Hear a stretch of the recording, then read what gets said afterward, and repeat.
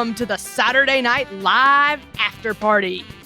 This week, we'll be discussing Season 46, Episode 18 of SNL with host Elon Musk and musical guest Miley Cyrus. I'm Catherine Coleman, and this week the gang is back together. John Murray just can't quit you, and Steve Finn is here to promote his new gig as a Ministry of Truth propagandist. If you have any questions about all that, you can connect with us at snlpodcast.com. Enjoy these selected highlights from this week's discussion. And if you'd like to watch our full-length, ad-free sketch-by-sketch review, you can find it exclusively on Patreon and Subscribestar/SNL Podcast. It's our supporters that make this show possible, and we are so thankful to everyone who's already come on board. All right, here we go. Whew. Hello, everyone. We're back for the final three shows of the season. And guys, it's just so nice to see both of your faces today. And how are you doing? It is great to see yours. And I wish you a happy Mother's Day. I know you're a wonderful, devoted mother to many an animal. And they applaud you for your services, as do we. Thank you. I appreciate that. Look, I know I sometimes say or post strange things, but that's just how my brain works. To anyone I've offended, I just want to say I reinvented electric cars and I'm sending people to Mars in a rocket ship.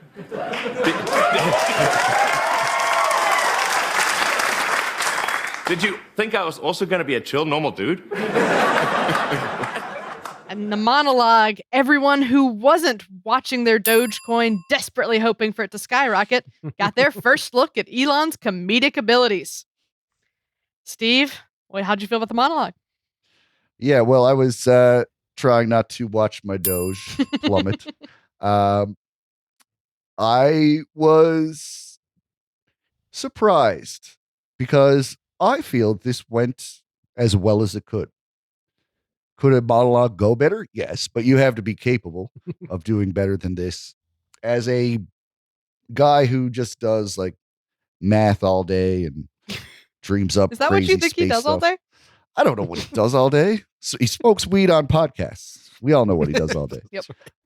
Well, like as soon as he came out, I was like, okay, this guy is at least good at taking direction because like almost mechanically walks out, stands on his exact spot on the stage and doesn't move it. Like he's like locked to that floor. So he seems like he can at least with the way his mind works, he can just be told like blocking and where to stand. It gave me hope that like he could get through the episode. As for the stuff, there was some really great moments, bringing his mother out. That was funny to me because earlier that day I gave my mother about 250 Dogecoin. So it wasn't her Mother's Day present. It wasn't that bad. I got her a nice aroma diffuser today. But we had a laugh at that. After the monologue, I said, I'm pleasantly surprised so far. Like I said before, it wasn't a high bar. I expected him to be very, very bad, and he was okay. Yeah. So, but nonetheless, it exceeded my expectation, and I thought he did a pretty solid job. He showed me that he came out, he was game to laugh at himself, which I wasn't sure if he was going to be. And they were comfortable writing this monologue for him that did poke those jokes and had a little fun with his persona. Specifically the part about Twitter was really good. And yeah, so he's got some interesting mannerisms. His delivery's a little stilted, but overall, I think he got through it pretty well. And I was pleasantly surprised, and I started to think, all right, we got that. Let's see how you can act now. And we'll get into that. But yeah, I think this monologue was far better than anything I expected. John, yeah, same. What are your thoughts? It was better than I expected, and I think it was smarter than I was anticipating as well. I think whether it was totally intentional or not, they were able to clear out so much potential baggage that could have dragged the show down or just made things awkward or uncomfortable for people later in the show in how they set all this up and the topics that they set him off on.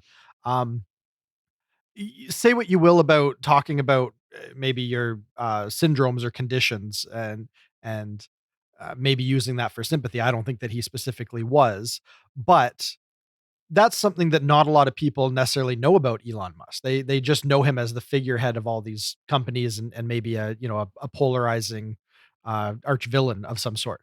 Yeah, I had no idea.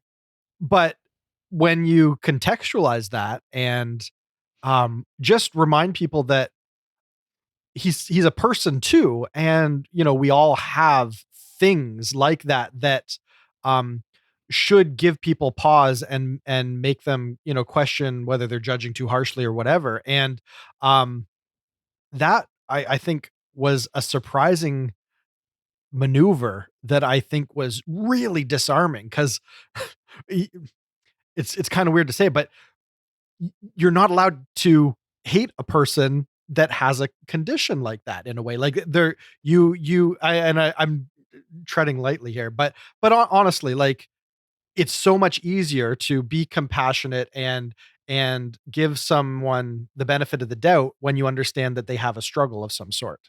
Mhm. And I don't think anyone that was tuning in to hate watch Elon was expecting to have their virtue challenged in that regard. Like, how do I keep reminding myself that I'm a good person if, knowing this new fact about Elon, I'm still going to sit here and hate on him? Now, to be fair to the people who came into it anti-Elon, Mhm. the revelation, if it was that, of his diagnosis, it allows you to you cut him a little slack on any sort of social awkwardness he has, but I mean, I think those people also have some other very legitimate complaints about him that Sure. don't relate to that, and they can still feel bad about him. Like, that doesn't excuse Sure, some yeah. of those things, you know? Sure. But when you're watching his performance later in the show, Right. you are certainly looking at it with different Yes, eyes yes. than if, Mhm. if it's just him, this mastermind villain who's just so eccentric, that when you're eccentric and there's nothing qualifying why you're eccentric, it seems like superiority. Like you're aloof because you don't want to be Mhm. at the same level as the people you consider below you. Like there's just that idea that you're doing it to separate yourself and elevate yourself, and there's something arrogant about the eccentricity or the aloofness. With this context, all that gets washed away for Mhm. anyone that isn't just so staunchly anti-Elon that they're gonna, they've made up their mind 100%. So it was just interesting. I just was not expecting that curve, because I don't, from what I saw on Twitter, like as soon as they announced this, I thought, okay, well, I need to bone up on this guy. I need to, you know, I got to have the lay of the land. I got to know what I'm talking about when it comes to Elon Musk. Nowhere in anything that I came across from people's hot takes on on the booking did anyone mention Asperger's. So this I think must have been impactful for a lot of the audience. Mm. Yeah. All right. Our first pre-tape is a look at how we are all somehow having the exact same post-quarantine conversations. Uh, this one rang alarmingly true for me. So, Steve, how'd you feel about it? Oh, yeah. Riggs, I think it rang true for the majority of all living beings that watch this. And I like the approach that they took, because we've seen very similar ideas, uh, made manifest on the show. And what I liked about this one is that they kind of went inside their heads and showed the inner dialogue.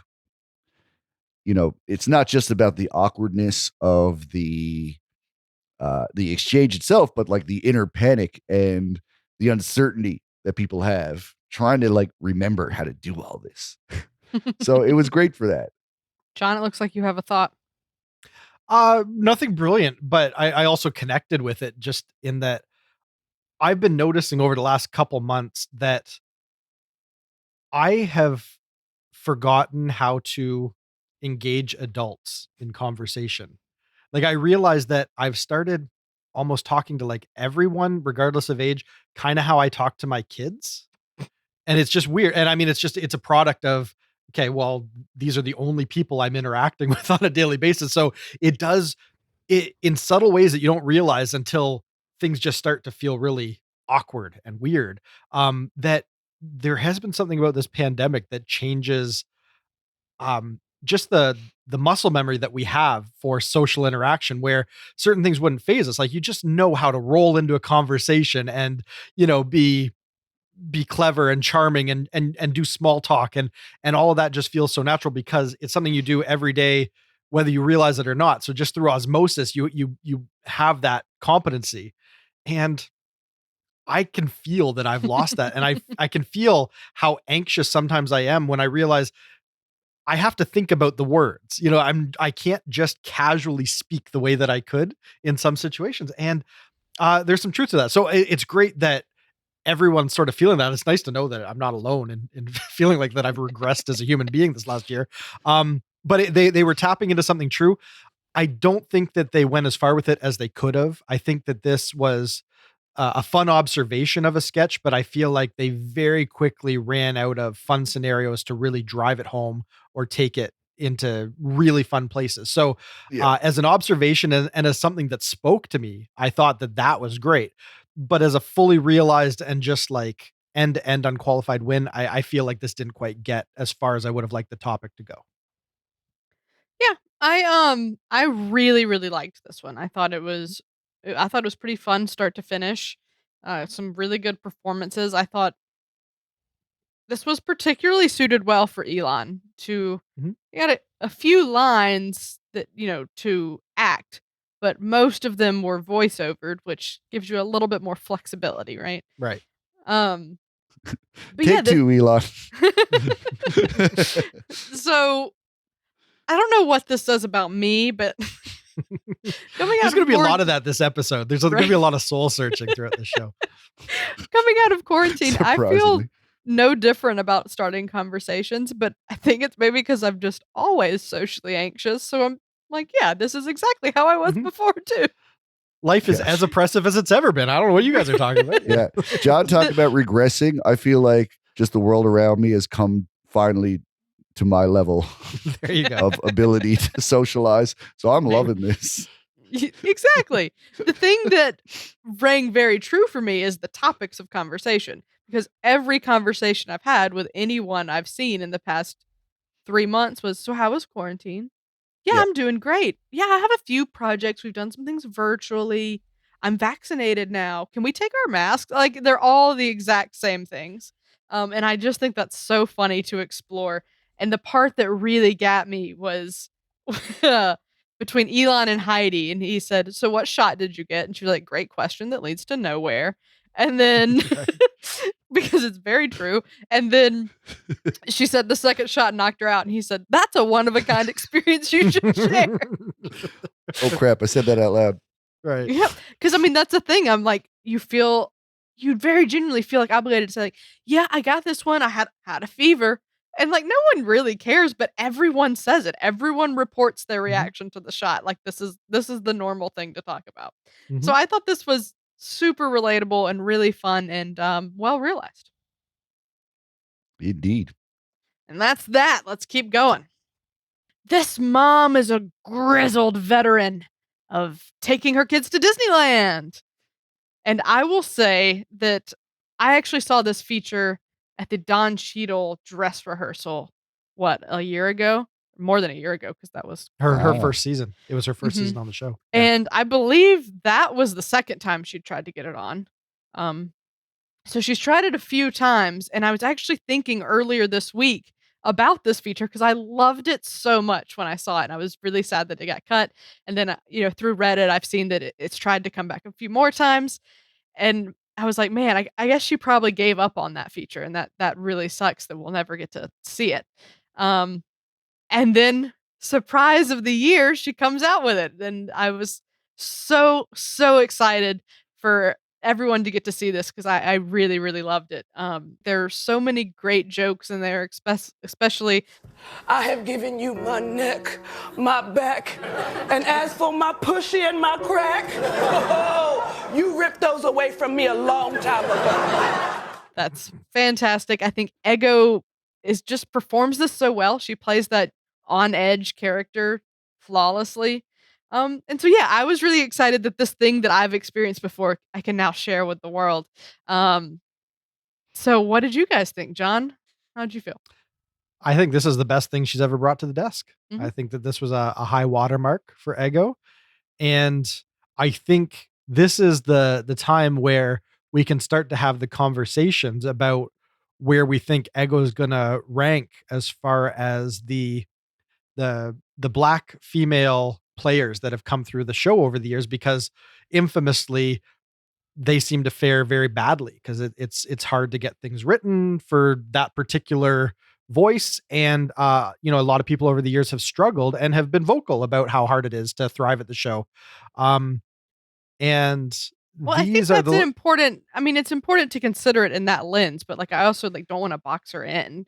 no, To no, that. but I'm just the only reason why I bring it up now is that moments like these, they start to get my gears turning and I'm saying, wait a minute, like this is among some of the best stuff that we've Mhm. gotten from a black female player, like just in her voice, something that she's crafted that even she brought to the show. And that now it, even though, it took her a few runs at it, it's cutting through and it's really playing and it's really working and the audience is loving it. And it's one of those things that makes me go, huh, maybe there's baby steps, but it does feel like the show just has more opportunity now. And Ego is such a strong performer that she can help carve that out for the next batch of players that come up behind her. And I feel like it says something good about the trajectory of the show.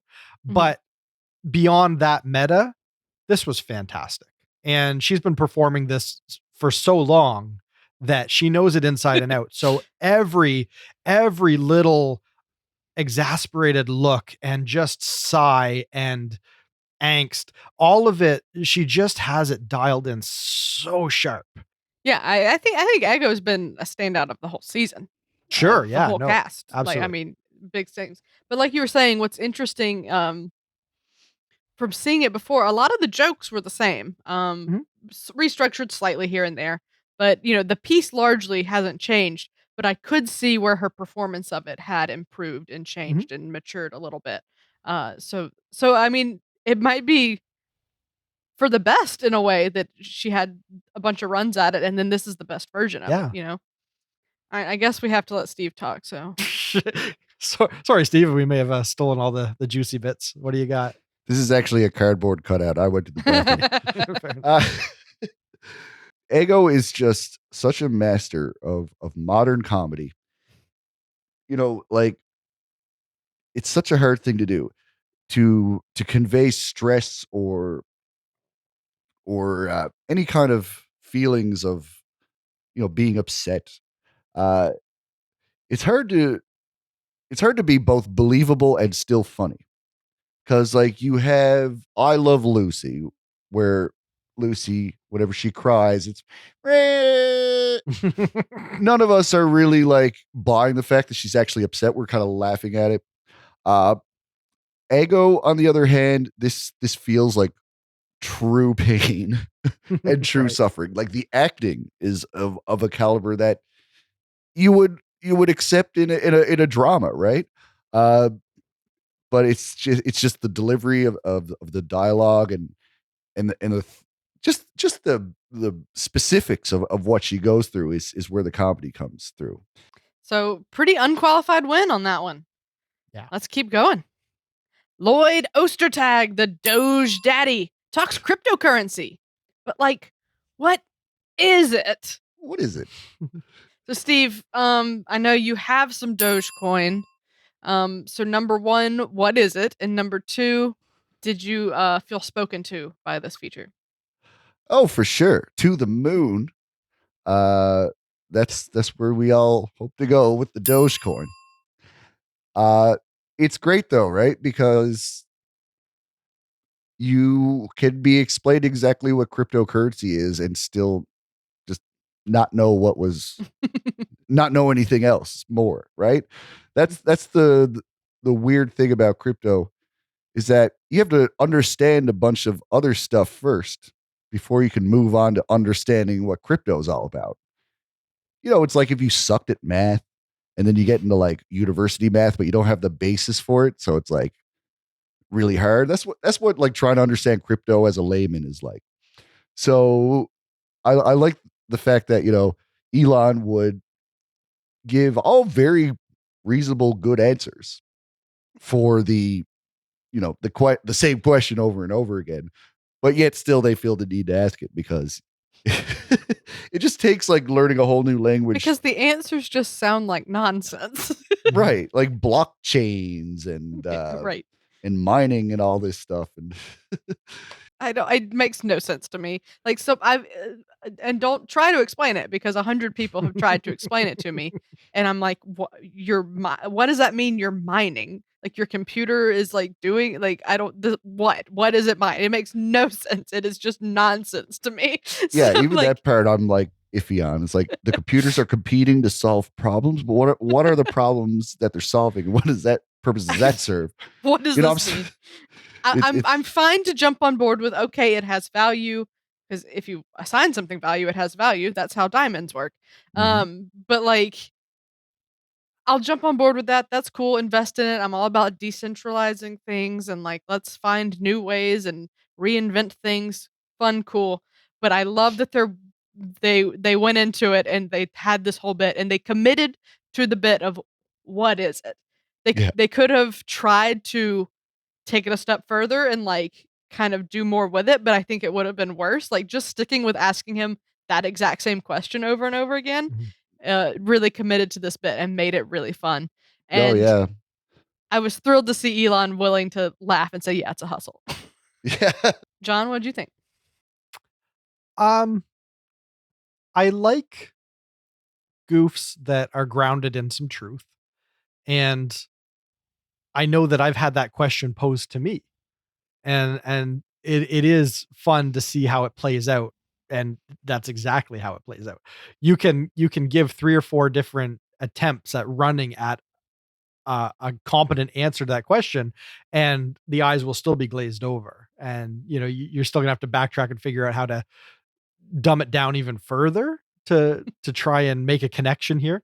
So yeah, the people that are in that kind of position that are attempting to infuse some sort of like uh, human, real world, tangible notion of what Bitcoin is or any crypto.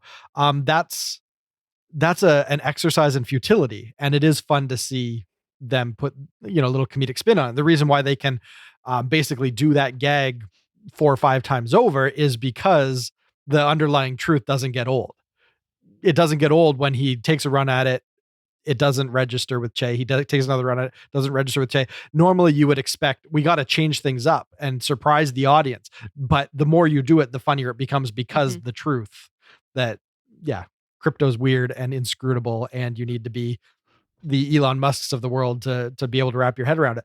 I like that. I like that, and I like that Jost, as you guys already mentioned, as much as he may be further down the road in his financial planning, he's just as lost as Che. It doesn't matter your walk of life; it's inscrutable.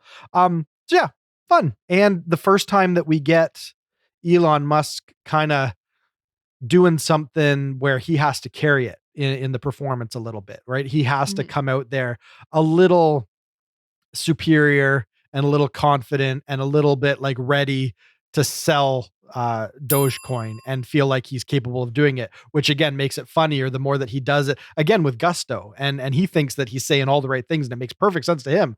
There was a little bit of performance there, still in Elon Musk territory as far as his performance abilities, but I felt it was a good showing for him and the first time he was really utilized so far in the show to good effect. Mhm. So good. Very good. I think yeah, it sounds like we were all pleased with this one. So Yeah. let's keep going. A Mario Universe murder trial tries to prove that Wario has been unfairly painted as evil.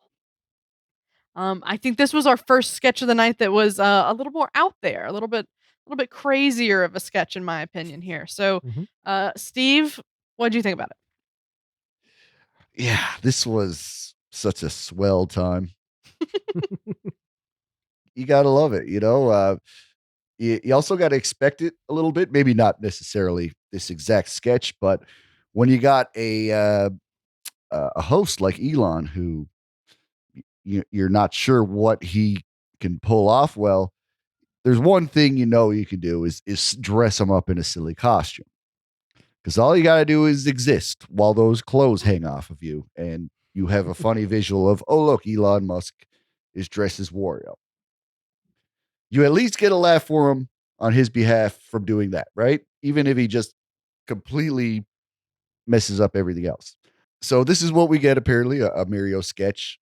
I think was made brilliant by the use of sound design, taking those recognizable sound effects from the video game and just putting them into amazing context. I don't have to remind you what they use that growing sound for. I'm sure those 12 or 13 pixels are seared into your brain.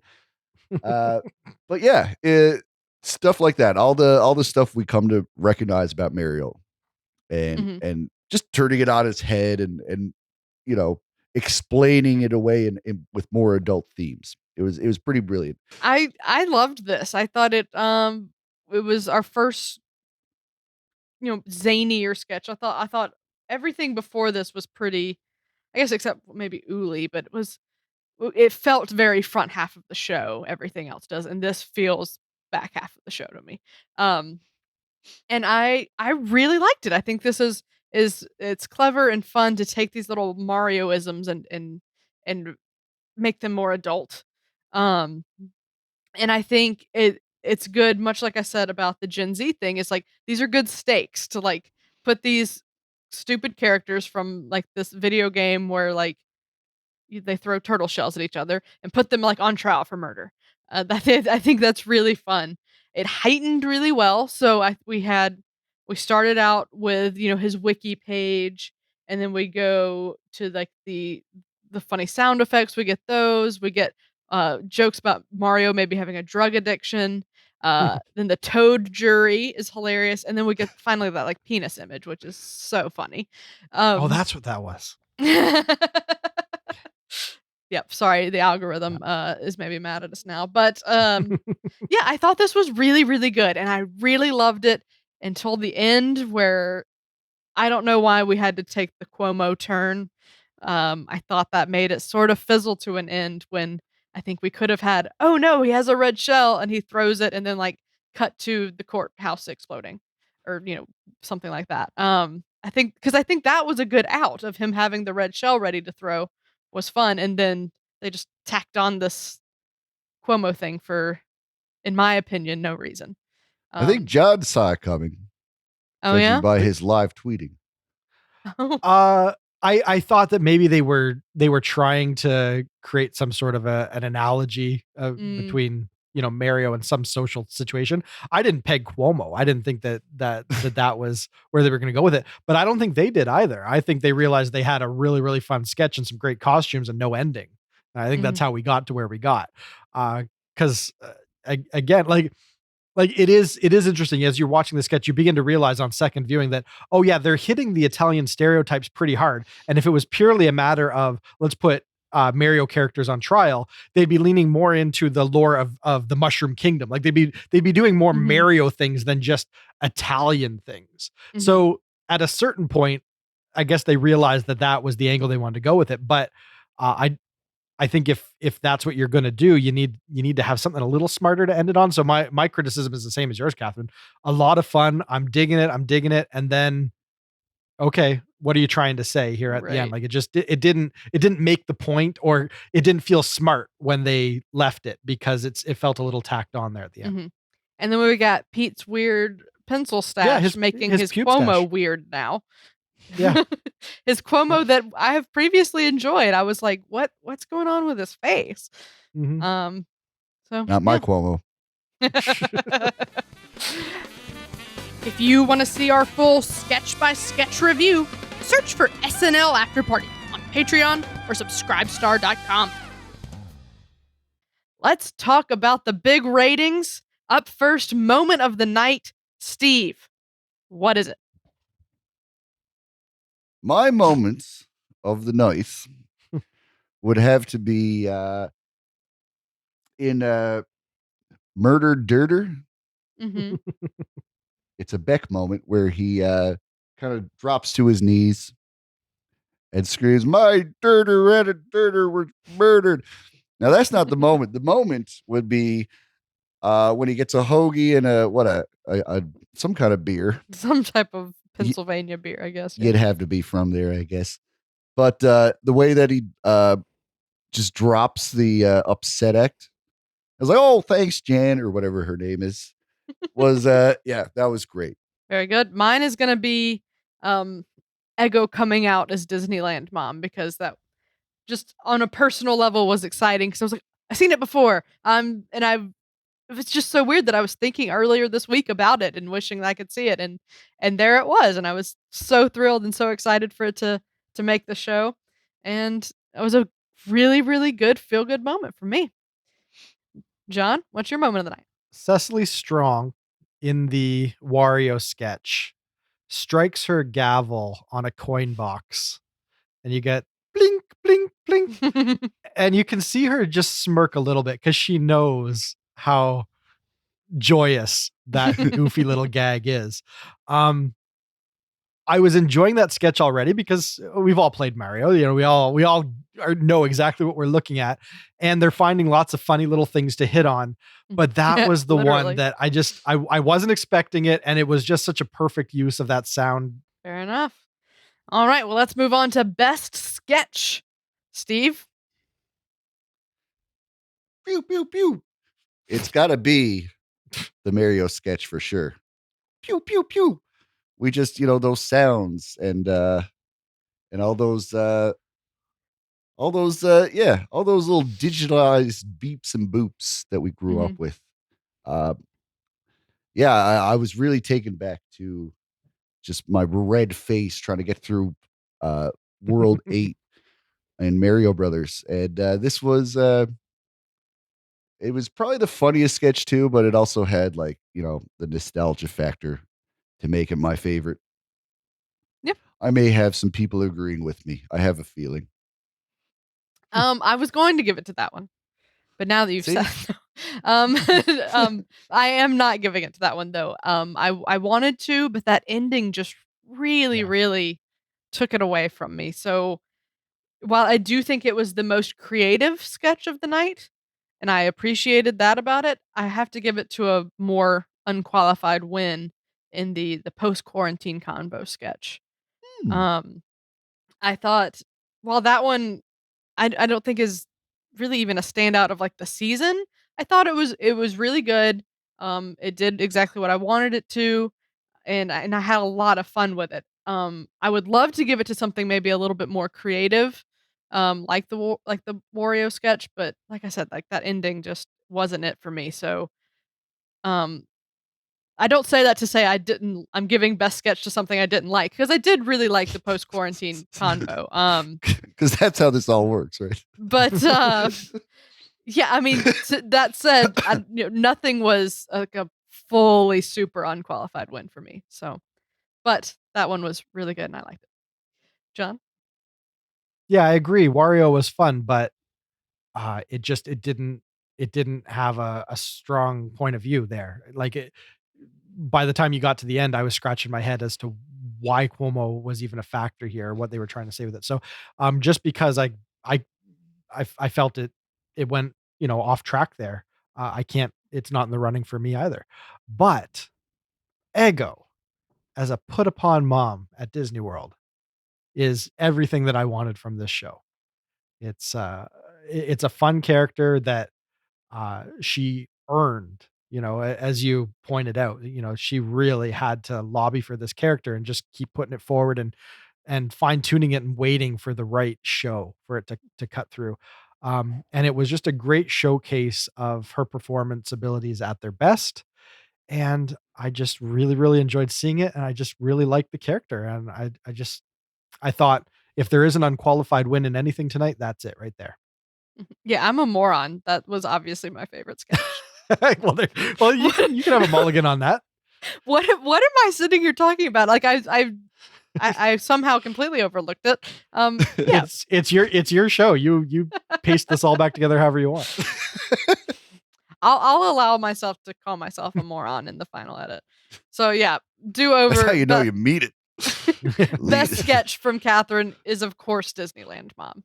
Yeah. Very Thank you for good. pointing that out, John. No worries. All right. Up next is MVP. Steve, who is it? Aside from the cat. She's my MVP every day.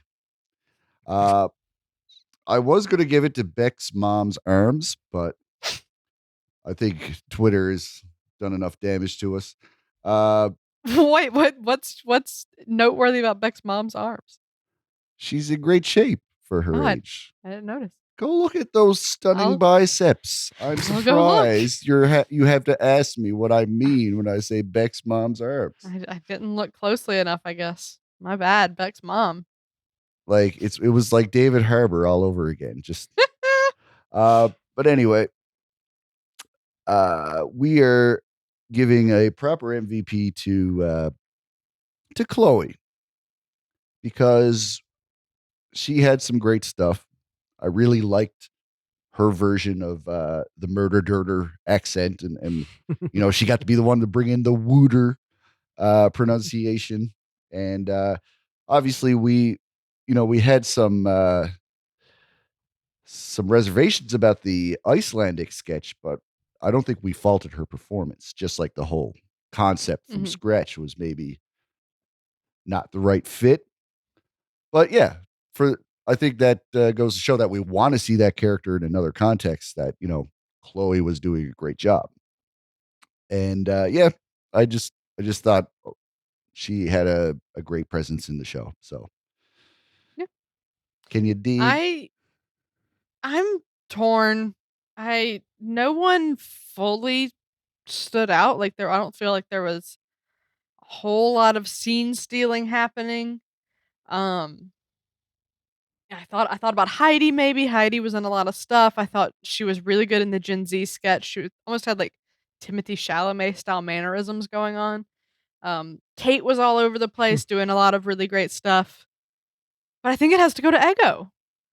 Ego had that knockout weekend update feature that she owned. She's worked hard for. It was fantastic. And even though she wasn't in a ton of other stuff, I think that stellar performance is enough to give her the MVP. John, who is it for you? Agreed. She made the play. You can either be ever present or you can have the moment. And I think Ego, she definitely scored big with that piece. Yeah, this is super easy. She's the only one that would even be in the running for me tonight. Fair enough. Well, I feel silly. Big ups to Ego. All right. Here we go. The last one. On a scale of classic, great, decent, weak, or train wreck, Steve and the Cat, how would you rate this episode? We are going to give it a decent. Fully prepared to give a train wreck out to a unproven, non-acting, non-performing host. Who is known to be a little bit out of touch on a good day. Yeah, pleasantly surprised. Would have been satisfied to get a week episode out of this. And yeah, for whatever awkwardness that Elon brought to the show, I felt he had that Charles Barkley charm in his bad acting. Yeah, so not a classic, but hell, to sit here and give the Elon Musk episode a decent is surprising in itself. Yeah, I came into this fully expecting the worst, and I was like, oh, am I going to have to go down to like weaker train wreck? I hope not. But they pulled it off. The combination of Elon not being a performer, plus, some of the drama leading into it, where it seemed like people were not game to have him there, and worrying a little bit about, was anybody really going to be giving this their best? I wasn't expecting much, but we got a couple good, really good things. A lot of middle of the road stuff. A few things that I would be fine to not look at again. Um, and I think that adds up to decent. We had um, great musical guests, solid update, and the sketch fair was fine. So it is what it is. I'm pleasantly surprised, and I'm happy to give this a decent, because I was braced for it to be real unwatchable. real unwatchable. John, where you landed? For me, ultimately this was going to come down to whether I embraced Elon Musk as the host and could feel any kind of joy going down this ride that is SNL with him. And the fact that he won me over in the monologue, I think was the make or break moment that pulled this out of weak territory. Because I think if you step back and look at the show as a whole, the one thing that it screams to me is the writers or the show at large. I don't think they got as creative with Musk as they could have. I think there was a lot of obvious safe things that they veered towards just because they didn't want to test those waters and come up short and realize he couldn't carry it or whatever. Like, so I feel that there was apprehension or just that thing of, I'm not enthusiastic about this show. And as much as maybe you just try to be at your best, your heart's not in it. And so I feel like there was a lot of stuff that didn't really capitalize on the opportunity here as well as it should have. And that to me is what could have pulled this down into weak territory. But the fact that I was enjoying watching Musk in all of his super awkward, way, I I enjoyed projecting onto him, thinking of myself, maybe someone who, if I ever had an opportunity to do a show as big as SNL, uh, I'm not I'm not naive to the fact that I wouldn't be bringing a lot of performance ability or game to it. And to watch him just find the joy in knowing I'm not a comedian, but I'm just going to do this, damn it. Like I'm just going to throw myself into it.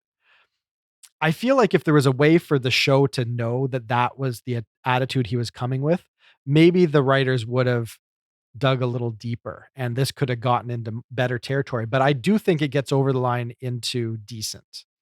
All right. So across the board, decent. Yeah, we all said decent. Yeah. All right. They pulled it off. They pulled it off. No one expected it. Literally no one. Not a single person in the world. But yeah, pleasantly surprised. Happy to see that it wasn't the worst episode I've ever seen. High praise. And that's that. I'm glad we were all pleasantly surprised and we had fun with this. And I think we've got 2 very, very good episodes coming up. And I can't wait to be back next week. But for now, that's a wrap.